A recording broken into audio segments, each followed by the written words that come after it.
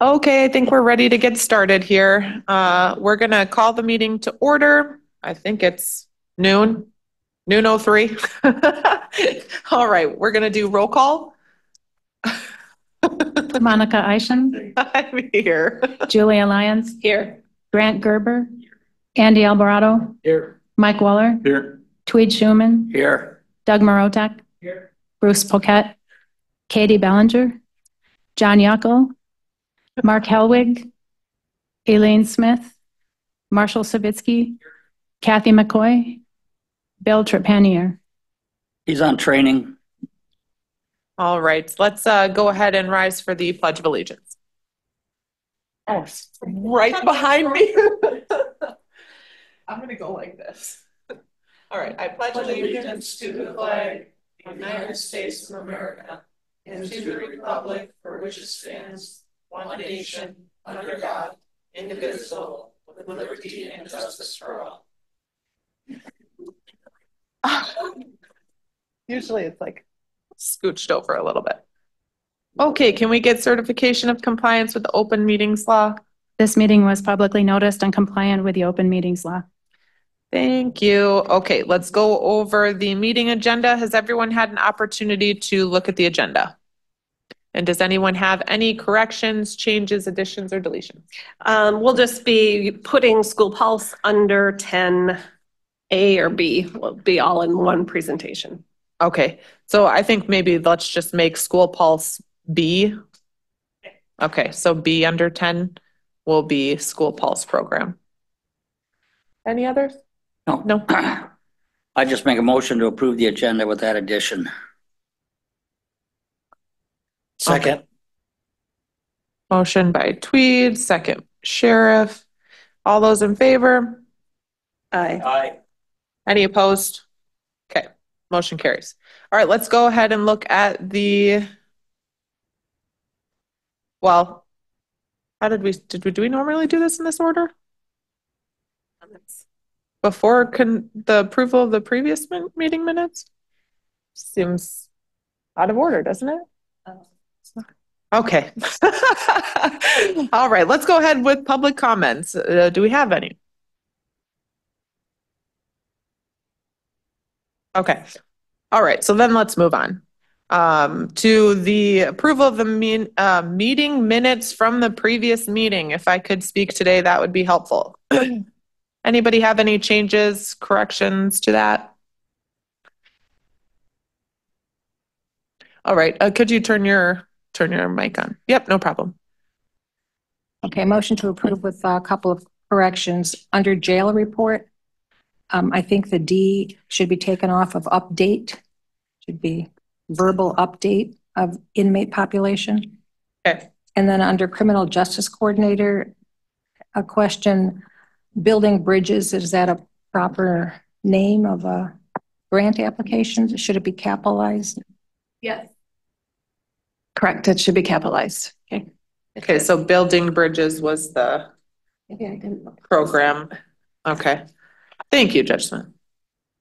Anybody else have anything that they wanted to change? Okay, I will second that with the corrections. Okay, so motion by Judge Smith, seconded. Do we have any other discussion? No. All those in favor? Aye. Aye. Any opposed? Okay, motion carries. All right, let's move on. We're at the jail report update. When you September jail report populations were 53.75 females at 15.25 and 38.5 males. Our average probation incarceration is at 15.75. Pre-sentence incarcerations at 30.25 and average sentence incarcerations at 7.75. We currently had, the day that this report was generated, there was 3 on electronic monitoring with 52 inmates, and our unemployment rates right around 71%. So.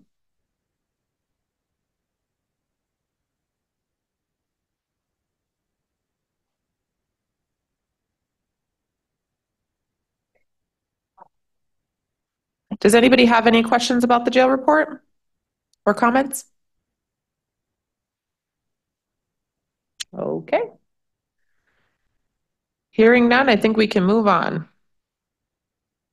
Next up, we have the Criminal Justice Coordinator.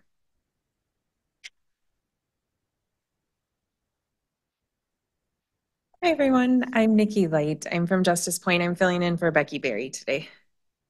So I probably won't give as complete update as Becky does, but I'm going to do my best. The first thing, I handed out packets to all of you.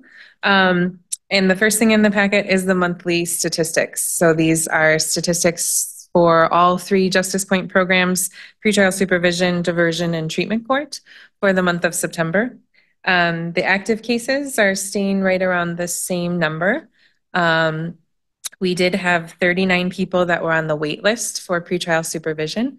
The staff are opening up the wait list and beginning to contact individuals on the wait list to get them on to active supervision. The court will be notified via e-filing if individuals are unresponsive. And then once they're down to 10 individuals, then it will just open up. There will be no more overcapacity memos. Any questions about any of the statistics?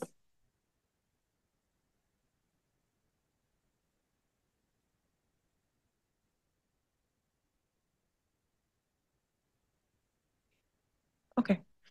The next item is the TAD grants. So there's 2 TAD grants that Sawyer County receives from the Department of Justice, one for the diversion program, one for the recovery court.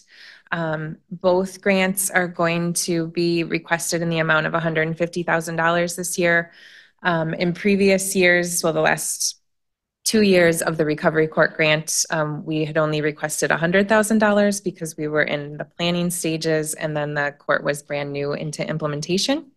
And so now we'll be adding training for all of the team members on recovery court, incentives for the participants, and some other program curriculum and workbooks for the participants as we're in full implementation. $75,000 is required for county match. The way that we have incorporated county match is the contribution from LCO and from Sawyer County to the Justice Point contract, and have leveraged the staff salary within Justice Point as county match, and also rent that we would have otherwise paid for spaces at LCO and in this building as in-kind match. Any questions about TAD at all?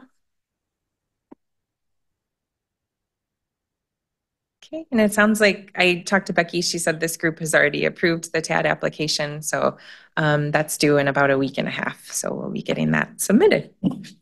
Nikki, yeah. just a comment.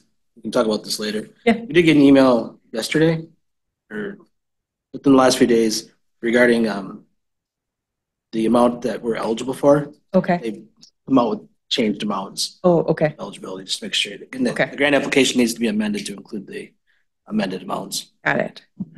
And I just want to say, on behalf of all of us, thank you guys all for the hard work that you're doing. I know that in speaking with Becky a little bit, that this due date was a little bit earlier than it usually is. And you've all really been working hard to get all the information in so that the grant could be submitted on time. And that's a huge effort and a big undertaking. So just thank you all for doing your job on that. Becky's been really busy with grants. So Yeah. the next update is the Reaching Rural initiative. So that was also a planning grant that is through the Bureau of Justice Assistance. So it's a nationwide initiative. And Mike Wooler and Becky have attended technical assistance and training around Reaching Rural. And it is really to highlight what's being done around the country in rural jurisdictions for individuals with substance use disorder, for mental health, and just how to engage community resources. So because they took part in the Reaching Rural planning, then we are now eligible to apply for Reaching Rural, the full grant. And so the focus of that grant is really how we're going to use navigation and peer support within the community to reach people who need services in the community and connecting people to resources. And so that is due October 15th. Wow, another Yeah. one due in October. That's a lot. Yep. And so that the goal is to create these community resources to work in partnership with. So the diversion and the recovery report, TAD, the building bridges, the opioid settlement funding, and then the deflection grants through. Wow, yeah, that's a lot. That's awesome. I like to hear that we're looking out for other resources. And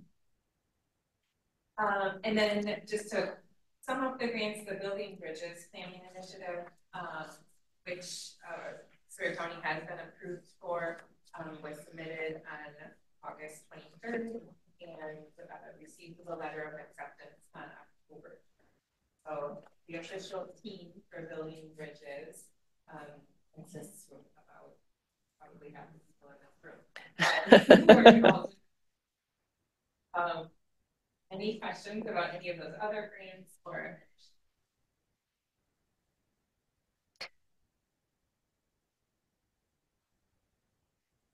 And then Becky wanted me to give an update on things that are happening within the jail programs.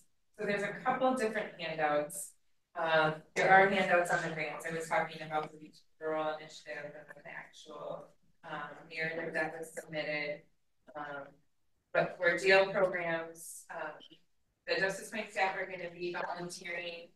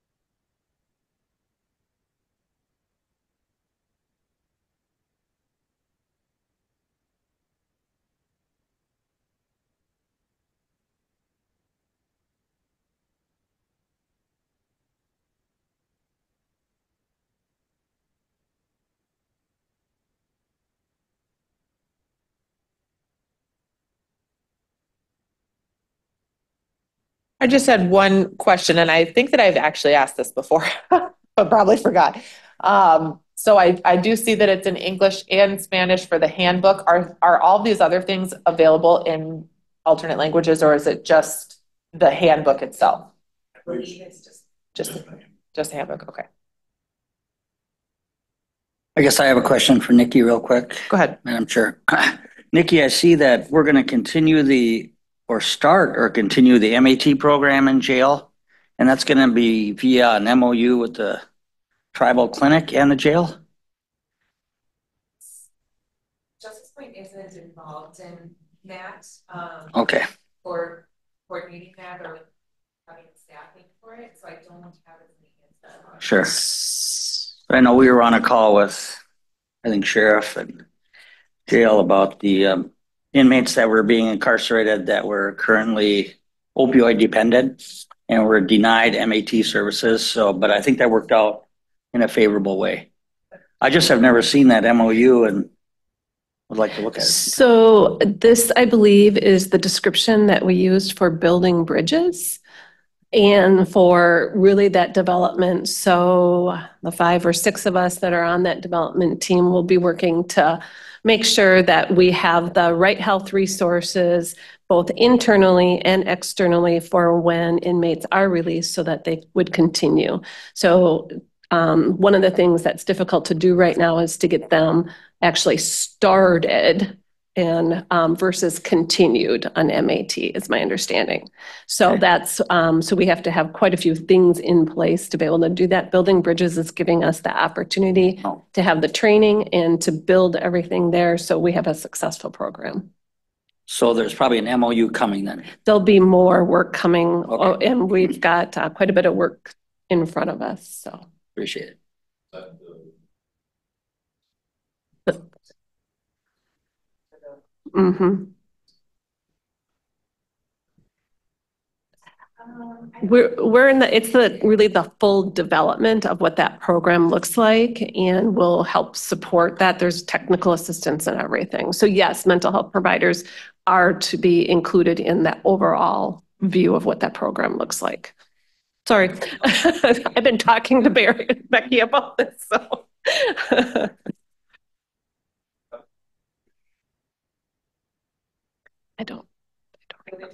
I don't remember. I just knew we got it. Do you remember?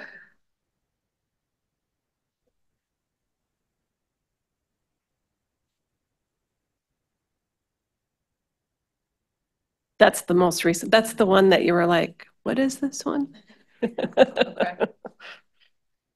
But I don't know, there's not, the budget, I don't think's been developed on what that looks like. That's part of what we do as the technical team to set it all up. I was gonna say, it's a good problem to have when you have so many grants going on that you can't keep track of where they are. You know, that's a wonderful thing. It is. And the other thing I've been thinking of, as Nikki's sitting here talking and we've got all these different grants coming in and funding, and we're doing the exact same thing and trying with the youth. I really need to get a picture image for everybody. So I'll strive for that for our next meeting, that we can kind of see between what Justice Point's been applying for, what we've been applying for, how they'll all blend and braid, like I like to say, on our fiscal. So. The last piece that's included in your packets is there was a site visit from DOJ for both the diversion program and the recovery support program. So what's included in your packet is the final report.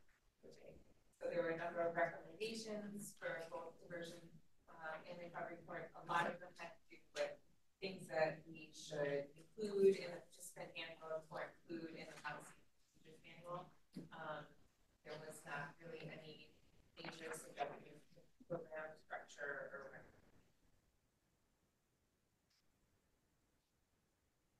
And that's excellent news. I know that policy and procedure and putting that whole thing together was trying to decide what should be in there and not be in there. So hopefully the recommendations will help clean that up a little bit.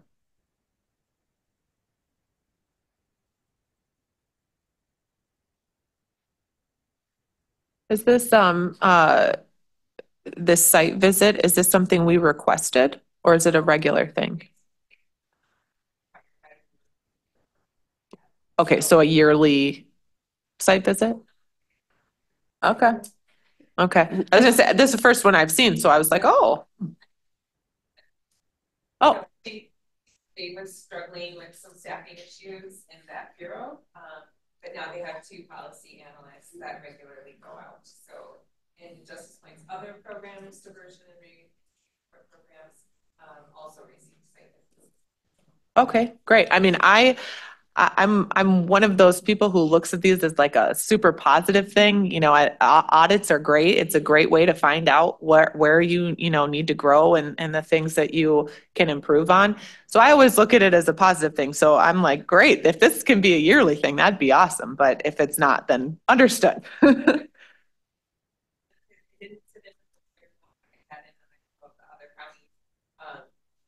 Because Mike and Marcia, the policy analysts from DOJ, go to every diversion program and every treatment court that's funded by TAD throughout the state. We learn a lot about what other counties are doing, what other organizations are doing, and always. Yeah. Yeah, I'm a huge fan of that. So great.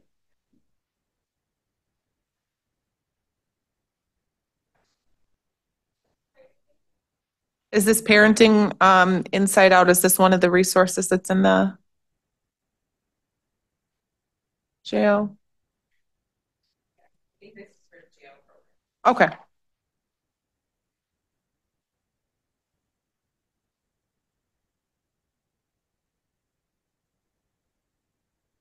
Awesome.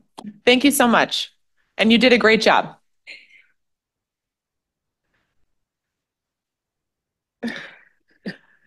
All right, let's see, where does that bring us? Diversion and Recovery Court, or that, what was this update? We're on Criminal Justice Coordinator, so we are on Health and Human Services. Oh, well, report. let's, before we move on to that, let's talk, we have the MOU on the. Underneath that? Okay, perfect. On the agenda. So the joint MOU with LCO, and Tweet, if you want to Yes, take it yes. away. Then I appreciate everyone's patience with this. Tribal Governing Board finally agreed on approving the MOU with 3 simple edits. And I think has everyone seen a copy of this yet? Okay, I know we sent it to Public Safety for review, and it's here now for this board's consideration. The 3 edits were that Justice Point come in, and Nikki's already agreed to do that, and Becky has already emailed us all these notes you provided today. So the governing board has had time to review those, and they're very helpful. But that Justice Points come in quarterly and give us, at one of our regular meetings, give us this report and answer questions that the governing board may have regarding Justice Point. We are very happy to see where the jail population is going, and we appreciate all the services that are provided there. So they have agreed to continue the $50,000 a year joint partnership in the CJCC.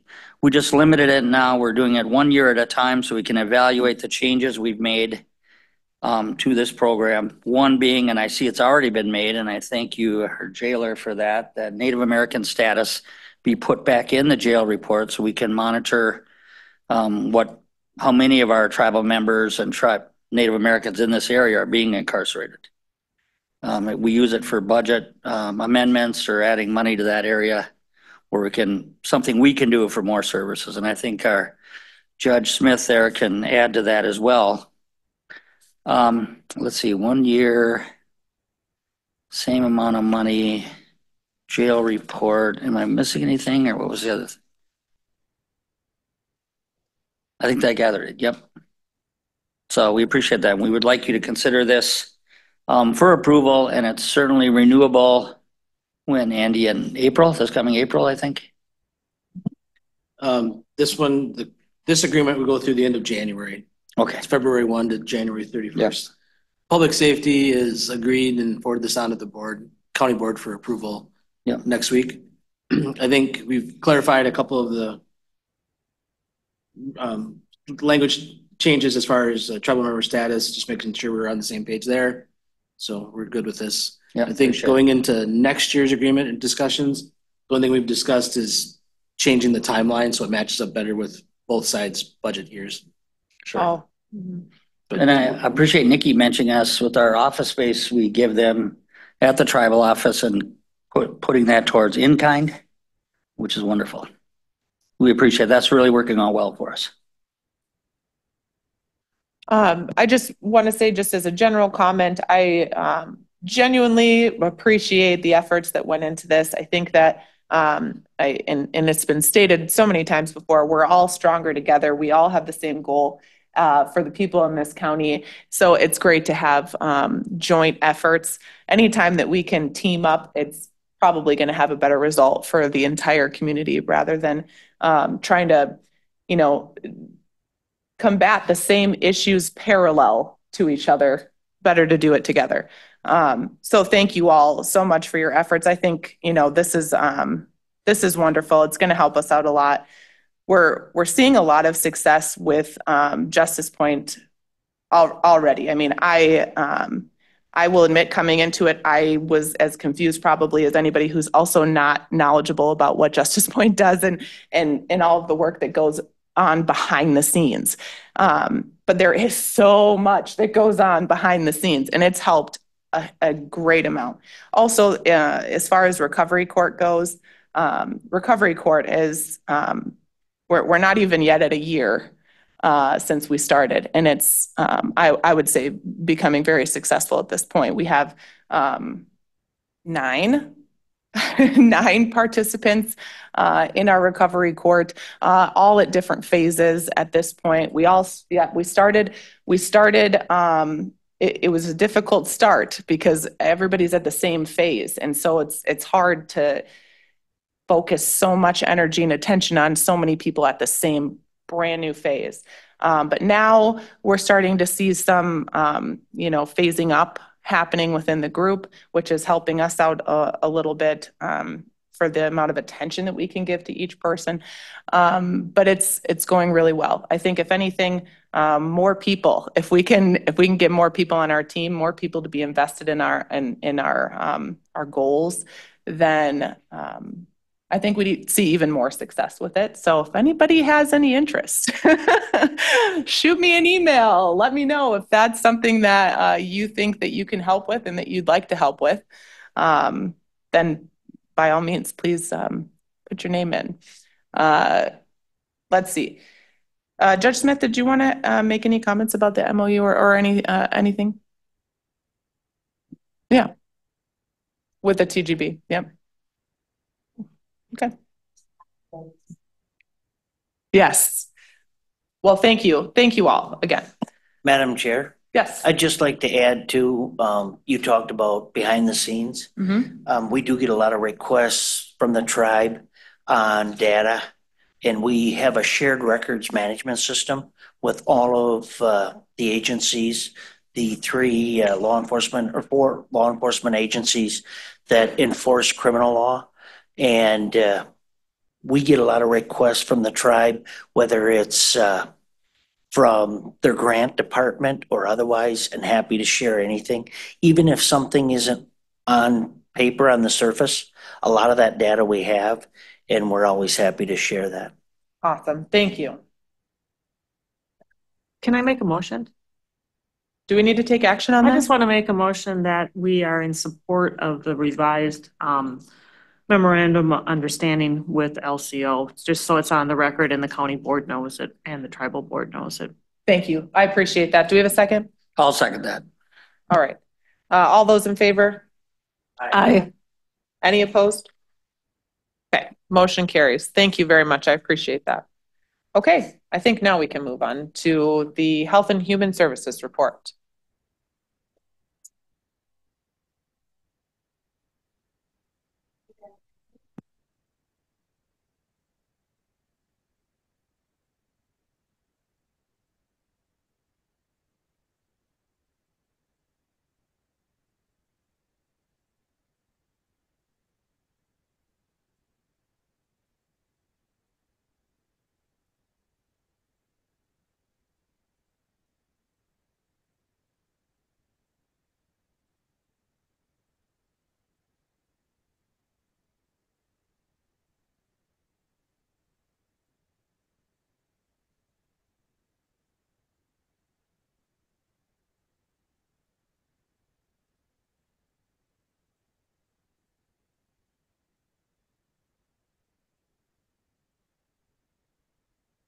Yeah. All right, I'll start again. So our Narcan distribution remains pretty steady throughout the community. We still are handing out quite a few boxes at the food shelf once a month. We have hired a second AmeriCorps recovery coach. Part of the reason for that is not only demand, but also I've been interviewing inmates in the jail for the past year, working on a research project for all of this substance use. And I've heard many times some people that are not comfortable having a male recovery coach. So we now have a male and a female who are going to work great together. They're both very excited to be able to provide services to the community. We are also working on a vaping campaign. Sounds simple. It's a lot more complicated than that. We really want to get to the kids. So we're working on some presentation information and materials that are accurate, that will not only educate in the schools, but we're also working on public education for adults. And we're also updating our fentanyl campaign with new data, new flyers, just some new information that we can put out to the public. We did apply for a grant to have an overdose fatality review committee. And we have not heard back on that grant yet. We are going to do this committee whether we get the grant or not. Our community needs it, but we're hoping that the funding would help with staffing. We have been meeting quarterly with this overdose data committee that we have going on. And I just wanted to report that the calls for overdose are a little bit up. So in 2023, and this is law enforcement calls for overdose. Law enforcement in 2023, up through August 31st of last year, had 25 calls for overdose. In 2024, they've had 35 calls for overdose. So it's a little bit increased. And we don't really know why. And the reason I say that is it's not just that a lot more people are using. We think there's maybe a couple things going on with the education campaign. Part of that education is informing people that if they call for help for overdose, that they are not going to be arrested if they happen to have drugs on them. And that has made a huge impact in the community for those who use. So we suspect part of this increase is due to that. And the reason I bring that up is because other communities have seen spiked increases in their calls for service and in their overdose deaths. In Sawyer County so far this year, our overdose deaths are down. And that was actually, as we all know, one of the focuses of our campaign. So in 2023, at this point, we had 6 fatal overdoses. So far this year, we've had a suspected 3 overdoses that have resulted in death. Those are not confirmed by the ME yet. We're still waiting for all of the toxicology and reports and all of that. And these are Sawyer County residents that have overdosed. And then I just wanted to mention that we did participate in the Walk for Tomorrow, which was a suicide prevention and mental health awareness walk. The school did an excellent job. All of the schools did about making that an awareness week. And at the walk, there was over 160 people that showed up in Hayward. I don't know what the number was in Winter, but it was a very well-received event by the community. Last thing is School Pulse. My understanding was there was questions about School Pulse. So I'll try to explain kind of what's happened with School Pulse. The initial response to School Pulse, we thought what felt was pretty good. I mean, we knew that they were getting calls about kids who were self-harming, things like that.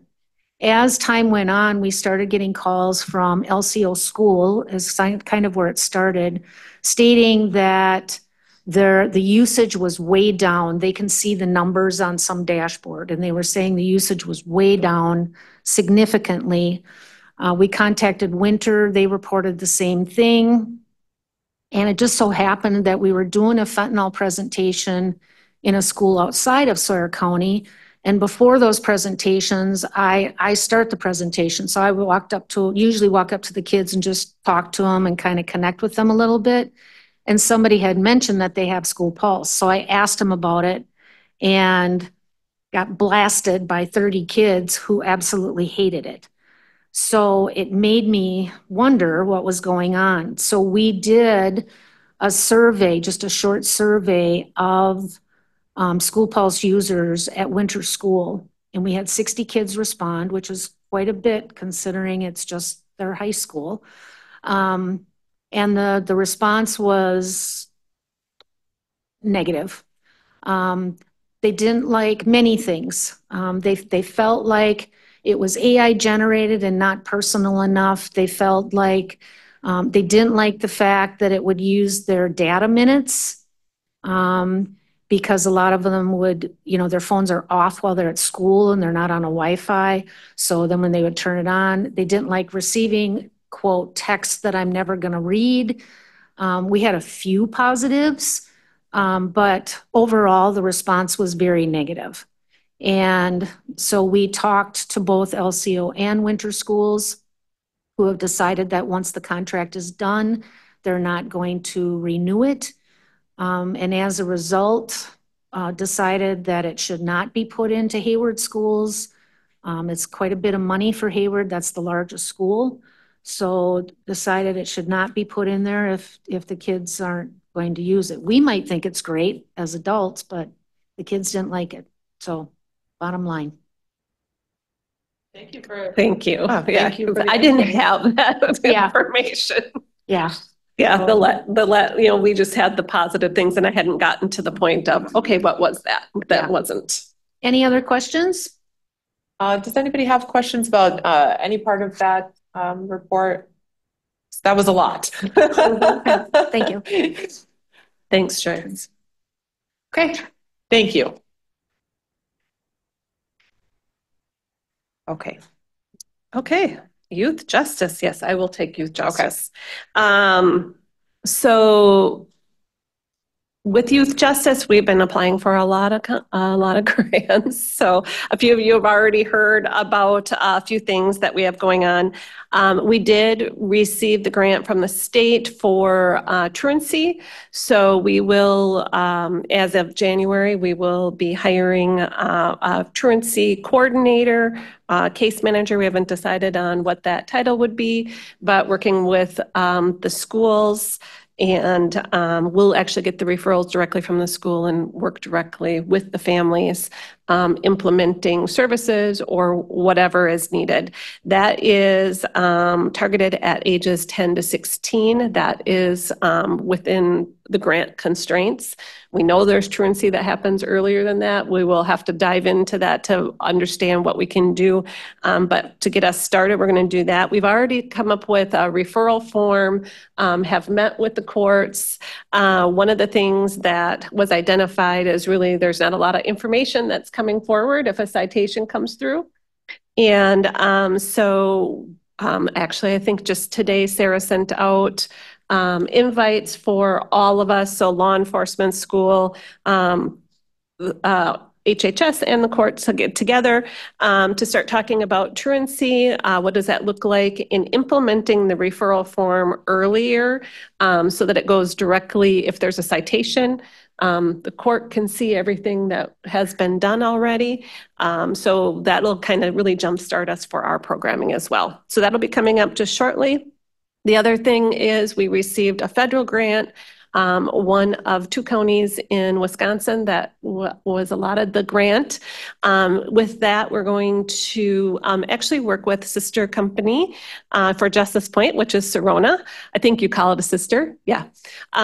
So they work on mental health, behavioral health, and really specialize in youth and have been working with a number of counties with their youth programs. And so we will be implementing a person that can be hired that will be spending more specific time with families whose kids are in the YJ programming. Right now, just to get all the YJ paperwork and get everything that has to be legally filed is really taking up a lot of time as well. So if we can get a little bit more support in the homes, that's going to be huge, and hopefully help with out-of-home placement costs if we can really start implementing that earlier.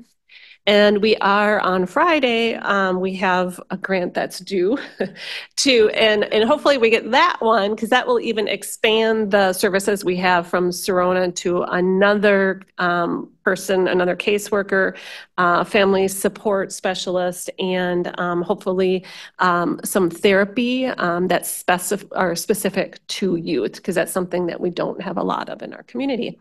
So those are some pieces that we are working on right now. Anybody have any questions about that? I have just something. Yeah.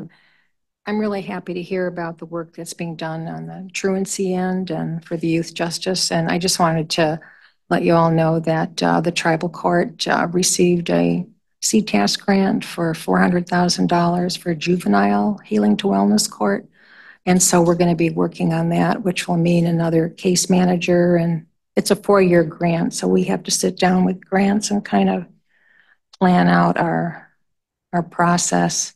The other thing is we received a grant to finish the courtroom security and the privacy issues that we have. Sometimes you can hear through the walls, and nobody thought about that when we first got the remodel. And so we're just going to start with that next month, and so we'll be displaced for like 2 months. So, but anyway, so that's good news because I think that with the juvenile healing to wellness court, for our tribal member children who are going to Hayward School, maybe we can help out there. So we'll be able to Yeah. transfer. Okay. So we'll make sure. Is Nicole working on that or Nobody's working not on it yet. Okay. No point person, just got it and have to figure it out. I Okay. think Friday, we just Okay. got the news. So. Excellent. Yeah, that's great. Another perfect example of where we're working better together. And that data that can be shared from each of you is going to be helpful for future grants, hopefully. Awesome. I think that this is one of those situations where we identified a problem, we went out looking for how to fix the problem, and we're getting the resources to do that. So, wow, good efforts from everybody. I got a question, Madam Chair. Julie, isn't youth justice the one that's way over budget for Health and Human Services? Yes. Yes. And how are we going to address that? Is this grant with LCO going to help with that? So it is, I think that it's going to take a couple years for us to start coming down on our out-of-home placements, because some of these kids have been in the system for quite a while. These out-of-home placements are because they're such high risk and cannot be in the community at this time. So the intent of this programming and even with truancy and getting in early with the wellness court, right, is to get in earlier, start identifying at-risk kids before they ever get to the YJ referral. So we are missing that piece. We have not been doing well for youth on prevention programming when it comes to that. So the grants that we're getting are going to really help get in. We want those at-risk kids. We want those kids that are on the edge. Those truant kids that then eventually, if you're not going to school, more and more things you can get into trouble. We want to kind of divert them early. So yes, I think that in the long term, it's not going to turn it around next year, I don't think. Yeah, the out-of-home placement situation it's a kind of like a crisis at this point. I mean, we have so many children being placed out of home, and however that looks, it costs the county money. Yeah, go ahead. The other thing too is ICW is the one that places children who have had a lot of trauma in their life, and they cannot I guess not act out. Sometimes they'll physically assault their caretakers, and so those children are usually put in a facility long-term. They receive daily counseling, and sometimes even there they act out. Their medication is adjusted. So we've got a few like that, but it's really ICW takes the lead on that.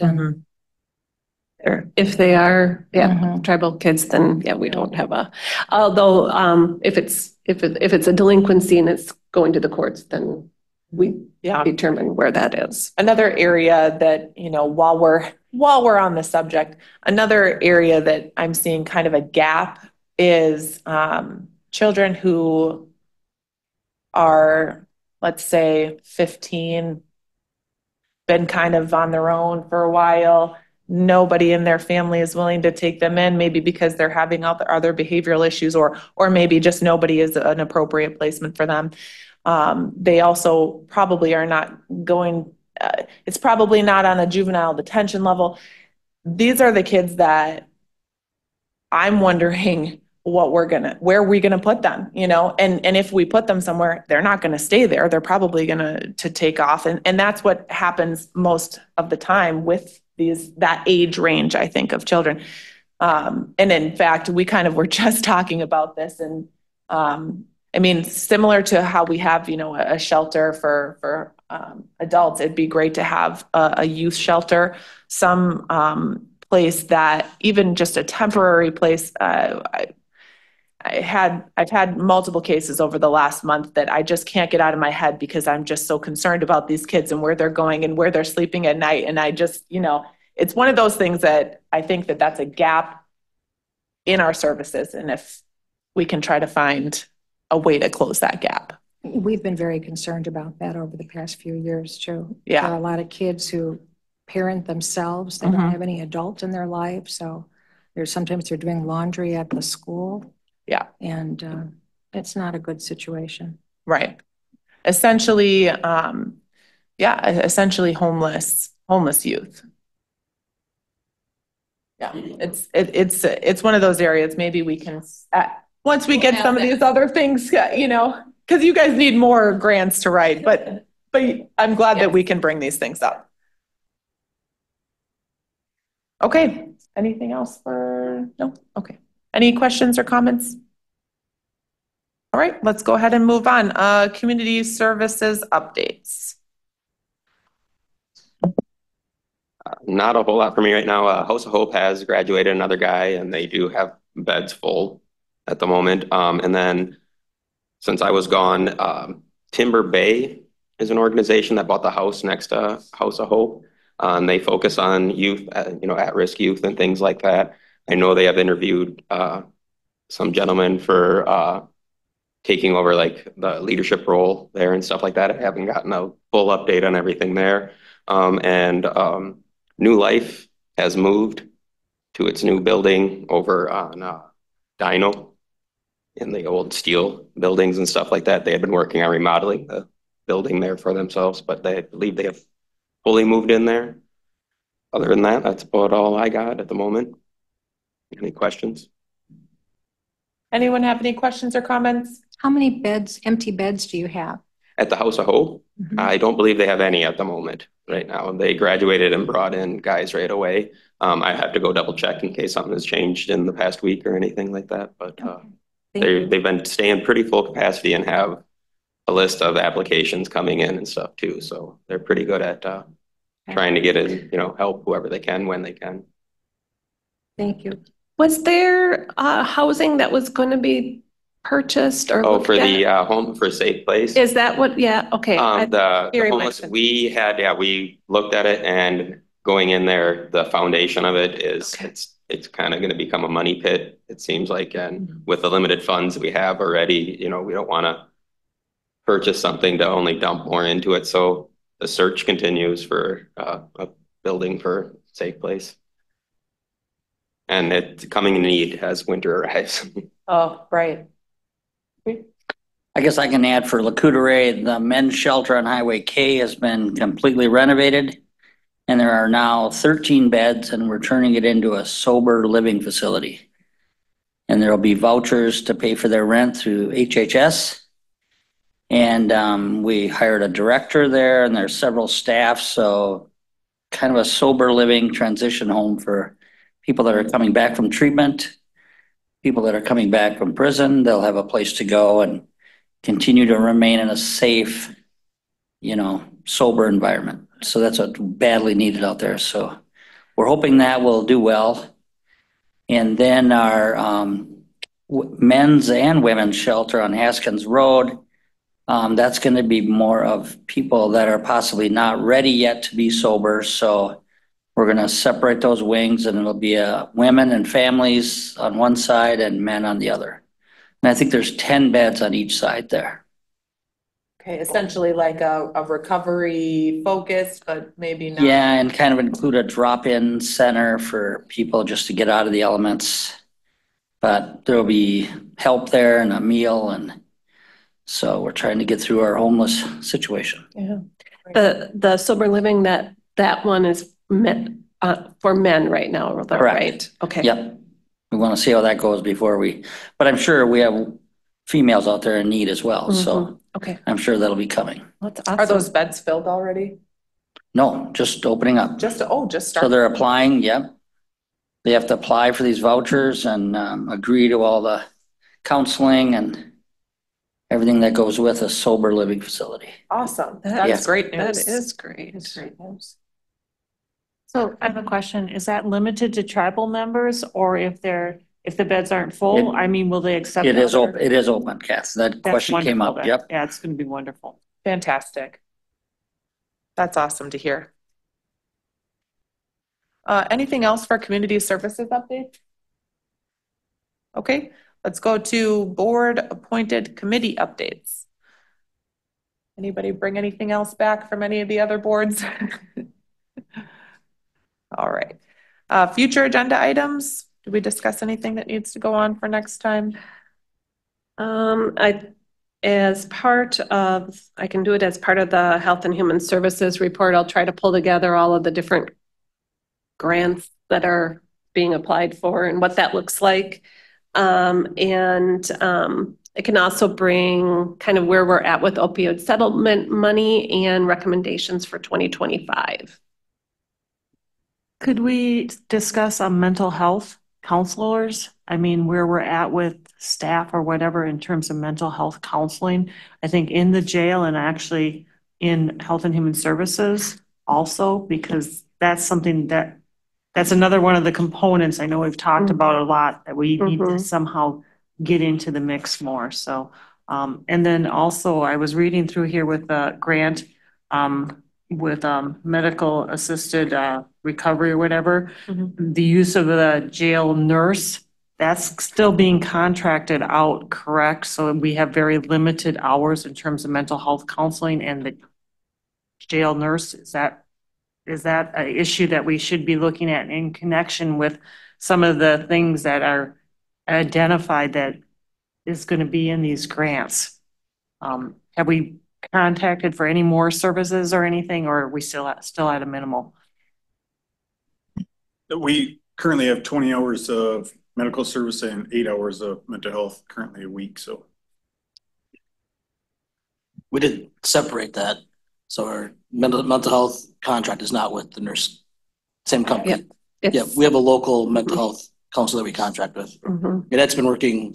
We made that change beginning of this year, and I think it's been well. Yep, our mental health professional, he's been doing a phenomenal job. So Is there ability to add more hours to that contract if needed? I would assume, obviously that comes with a cost. Yeah. And do you feel there's more need at this point or not yet? With our inmate population as low as it is, I don't necessarily know that it would be needed now, but as our population increases, I would say yes. Okay, great. I think the one issue, just kind of, I think what you're kind of getting at, Kathy, with the MAT is I don't think that he is substance use disorder provider for mental health. So we'll be needing to think about that component as we expand the MAT services in the jail. So that'll be part of that building bridges where we have the funding and we talk through that. Okay, great. I'm really glad to hear that got separated, Andy. Thank you. The other thing I want to mention too, he's been very good to assist us as needed and at a moment's notice, and he's been doing a very good job, and it's really benefited us in the job or in the jail for those on the job doing their job as well as the inmates. That's awesome. Okay, so we'll add in your report here to the Health and Human Services report. Okay. Liz, I'll get you what that agenda would look like. Okay. All right. We can move on. Correspondence, reports from conferences and meetings. I don't know that anybody's really been gone since the last one. Just Becky. Oh yeah. And she's probably piled stacked high with grant stuff right now. So, okay. If there's nothing else, there's something else. Just a quick question. I was looking at the kiosk. That's available on the kiosk, and under law related it has the law library. Maybe it would be an option, I don't know if they have access, but to the tribal court code, I think that would be important for inmates that they have.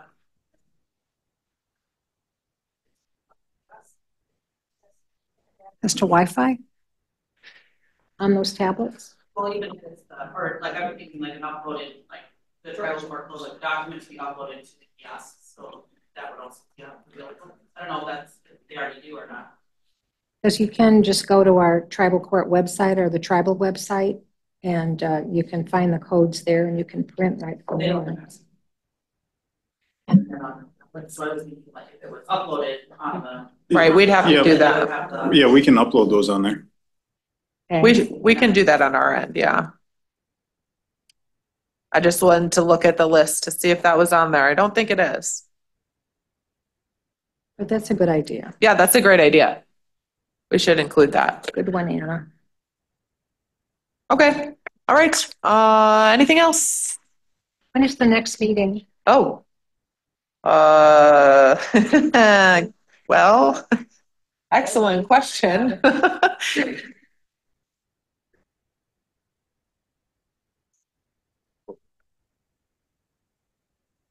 Looks like November 13th. November 13th. Okay. November 13th, okay. See you all on November 13th. I got that right. We're adjourned. Thank you. Thank you all.